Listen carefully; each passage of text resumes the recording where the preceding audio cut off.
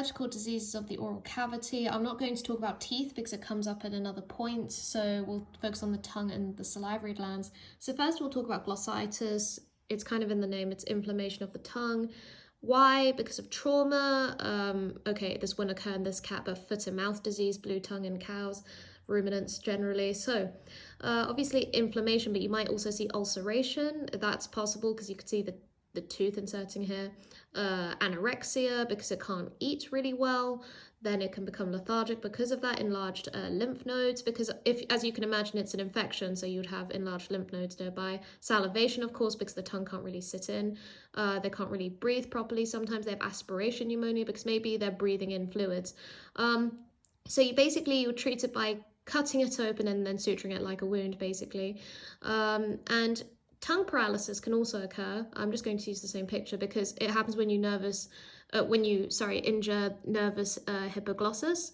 Sometimes it can happen because of infections as well, like listeriosis, and it can either be on one side, so unilateral, or bilateral. The tongue may protrude out like this. There'll be salivation again, secondary biting, meaning they'll bite their tongue. They'll be impaired intake of food, they'll lose weight. It's quite similar. Generally the tongue clinical signs are very similar.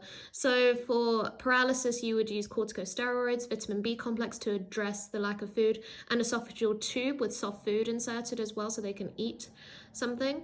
Finally, I tried really hard to find hyperkinesia. I'll show you the word. Now, Thanos may know this because he's Greek. Hyper, obviously know what that means. Kinesia, I wouldn't have guessed it's tongue playing, but yeah, it's when the tongue plays. There are two types. The tongue is either very protruded and it makes sharp, rapid movements everywhere. There's also the tongue will touch the palate, so the top of the mouth, and similarly to a trigger, it will be expelled rapidly, resulting in a clicking noise. So it's either random or it's just stroking the top of the palate like that. And you'll treat it either with a ring, maybe here, or a soft wire on the frenulum, so not here, but on the root of the tongue, so the bit that holds the tongue to the mouth.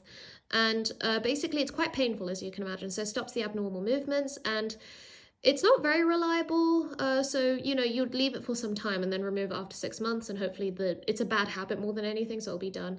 But sometimes it can happen also because of dietary issues, so that's something to be addressed. But obviously, because these animals can't really live very long without human intervention, you shouldn't really breed them. So I should probably be showing a cow, but I don't really have one. Now we're going to move on to diseases of the salivary glands, which are much more interesting in my opinion. So the first one is mucocele. I'm not sure this is the best example, to be honest, but how does it occur? It's when, let me try that one, I think that might be better. Sorry about this. Good. All right, it's when there's an obstruction or retention cyst of the excretory salivary duct. Why? Maybe because of a foreign body, maybe there's some inflammation there because of an infection, impaired chemical composition of the saliva, and a rupture of the duct. So what does a mucocele look like? Well, if you were to say it in words, it would be a wide, soft, it would feel cold, and it's a painless oval bulge ventrally to the mandible. So it shouldn't actually be here, but if you were to look at the side of someone's head, let's say this is the side of someone's head, underneath the chin, that's where the mucocele should be. This isn't a mucocele technically.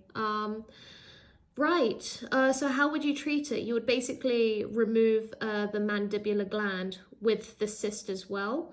Now ranula is, this picture is actually accurate as compared to the last one. The mucocele picture wasn't accurate, but the ranula one is. So this is when the sublingual gland, excretory duct, has its own mucocele. So before it was the retention duct of the excretory salivary duct. Sorry, I don't want to confuse you. Just look at the PowerPoint, they're different. But yeah, they're made of the same things. And as you can imagine, the clinical signs are the same as before, except their position. And how do you diagnose it? Basically by fine needle aspirate, and you're treated by totally removing the gland with its cyst again.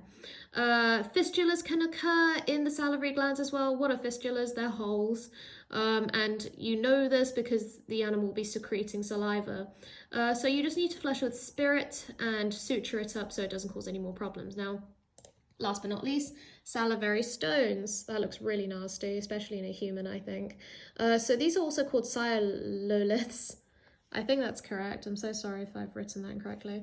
But yeah, salivary stone. So this is when the parotid duct is obstructed by sialoliths, usually because of a foreign body, and leads to congestion and inflammatory changes.